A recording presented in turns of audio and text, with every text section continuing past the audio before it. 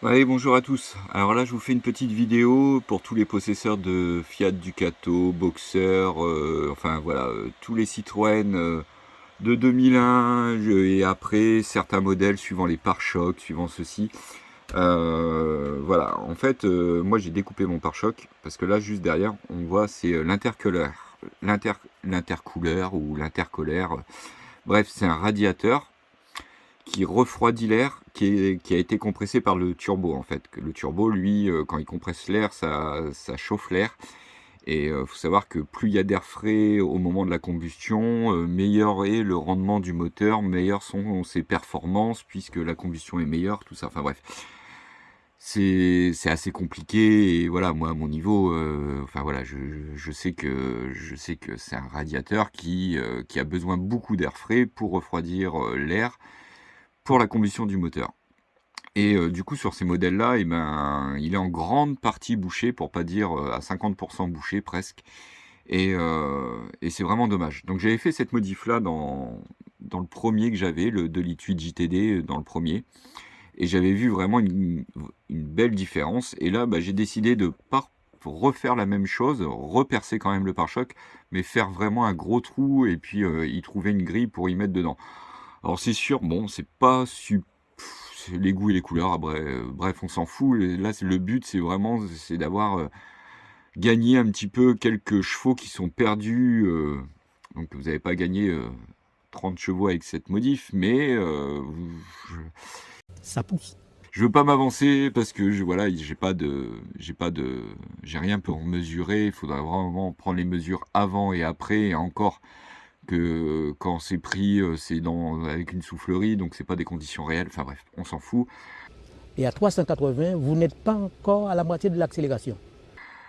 Là, avec cette modif-là, eh ben, on sent vraiment la différence. On sent vraiment les reprises qui sont vraiment meilleures. Il y a plus de perte dans les côtes.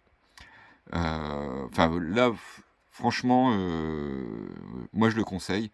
Alors, j'ai pas encore vu de Fiat Ducato ni quoi que ce soit avec ce trou-là dans le pare-choc.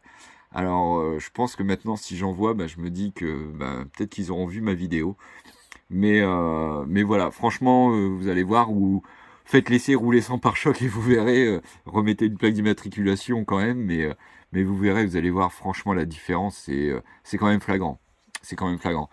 Et bah, j'ai pas assez de recul pareil pour annoncer ça, mais je pense que ma consommation a un petit peu baissé. J'ai fait un peu plus d'une centaine de kilomètres et l'aiguille ne baisse plus pareil que quand je roulais avant. Enfin bref, ça pour l'instant c'est juste mon ressenti, hein. Mais je pense qu'il y a moyen de gagner aussi quelques litres au 100 puisque le moteur est moins sollicité. Voilà, donc bah, vous allez voir comment j'ai procédé dans cette vidéo. Et puis bah, si vous voulez voir comment j'avais fait sur l'autre camping-car, et bah, vous regardez mes anciennes vidéos et vous allez la retrouver sûrement. Ou s'il y a quelqu'un qui peut remettre le lien dans la description. Là en ce moment j'ai pas le temps, avec le boulot et tout, là je suis mort, je suis sur les rotules. Mais si j'ai le temps, je le remettrai plus tard dans les commentaires, ou dans la description. Bon allez, je vous laisse avec la vidéo et puis je vous dis à plus tard. Salut. Bon, je suis en train de libérer l'intercolaire. Parce que normalement cette partie-là elle est bouchée sur, je sais pas pourquoi, sur les 2,8 litres et 2,5 litres JTD. Peut-être aussi sur les 1,9 litre. Et encore 1,9 litre, je sais pas si l'intercolaire est repris là. Donc l'intercolaire c'est ce qui envoie l'air frais au turbo. Et donc bah, ça a fonctionné que sur cette partie basse là. Et pas sur cette partie là puisqu'elle est bouchée. Donc voilà, j'ai refait un trou correctement. Je suis en train de passer un joint pour faire propre. Je suis en train de peindre une grille aussi. Et puis j'ai démonté ma calandre pour, bah, ça vous allez le voir ensuite pourquoi, je vous le mettrai à la suite de la vidéo. Et donc voilà, j'avais fait cette modif là sur l'ancien et franchement on voit la différence. Donc tous les possesseurs de Fiat Ducato, 2,8 litres JTD, 2,5 litres DTI, enfin voilà, tous ces modèles-là, et ben regardez si l'intercolaire est bien ici et vous verrez que ben, il est bouché en partie. Donc voilà, ça coûte pas grand-chose de faire ça, ça coûte juste un petit peu de temps. Mais au moins vous allez voir, vous allez ressentir une différence dans les reprises quand vous roulez. Alors peut-être pas au démarrage à 20-30 km/h, mais Passer 60-80, vous allez voir, les reprises sont meilleures, vous allez avoir un peu plus d'accélération, un peu moins de perte aussi dans les côtes. Donc ça c'est vraiment un petit truc qu'il faut savoir qui est vraiment dommage. Donc je comprends pas pourquoi faire, ils n'ont pas réfléchi à ce truc là. C'est vraiment, quand vous voyez que ça travaille juste sur cette surface là et que tout ça c'est caché,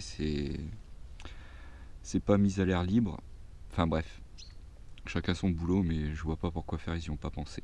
Donc je vous reprends après dès que j'ai fini ça. Bon, du coup voilà ce que ça donne le trou. Et puis je me suis pris une petite grille qui va aller à l'intérieur que je vais coller, mais là j'ai plus de colle. Et puis je l'ai repeinte vite fait, mais au moins ça va faire propre. Et puis hop, je me suis installé ça. Donc pareil, hein, ça va être repris au niveau de l'interrupteur qui est c'est cette commande là, l'interrupteur. Il va falloir que je regarde quel fil fait contact avec le relais, et puis je le brancherai sur les pleins phares, et comme ça ce sera direct sur les pleins phares.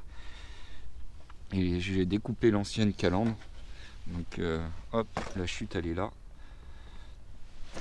Donc ce qui m'ennuie un petit peu, c'est que voilà, ça pendouille, mais une fois clipsé, ça bouge plus du tout. J'ai mis un petit jonc pour la découpe pour que ça fasse propre, mais voilà. Et ça passe vraiment pile poil. Voilà. Et au moins c'est propre, c'est parfait. Et puis je pense que ça va envoyer du steak en plein phare. Voilà. Bon, encore quelques détails. Là, je sais pas, il est quelle heure? Tac. 12h50. Je reprends le boulot ce soir. Je pense que le temps de tout ranger et tout, je vais arrêter là. Et puis je vais peut-être aller chercher un tube de colle chez mes parents, et puis pour coller la grille, que ce soit propre. Donc je pense que hop, elle vient. Hop, je change de main. Et bien sûr, voilà.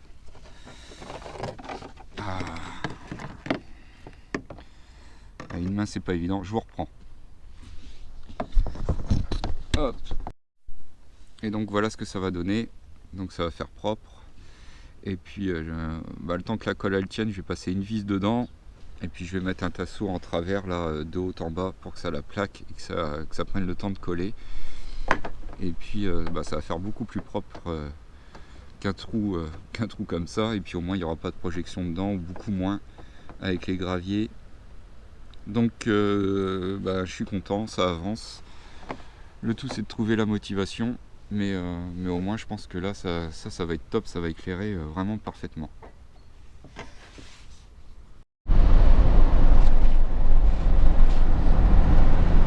Bon, et du coup avec cette modif on sent que les reprises sont quand même meilleures.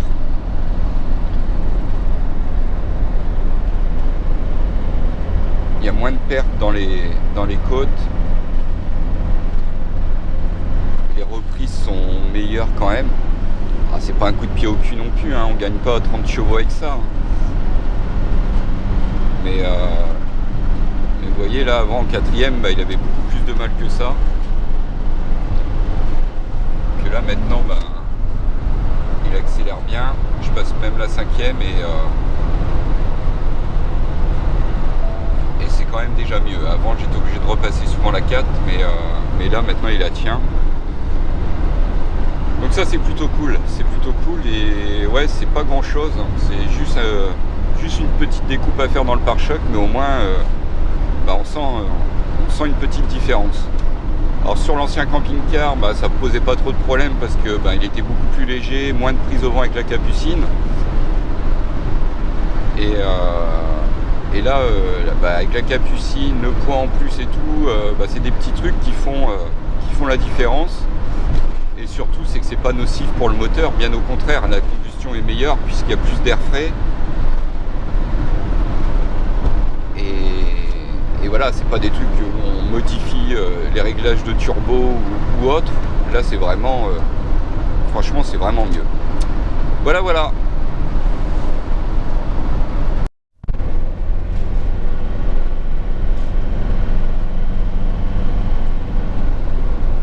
Franchement, on sent différence quand même.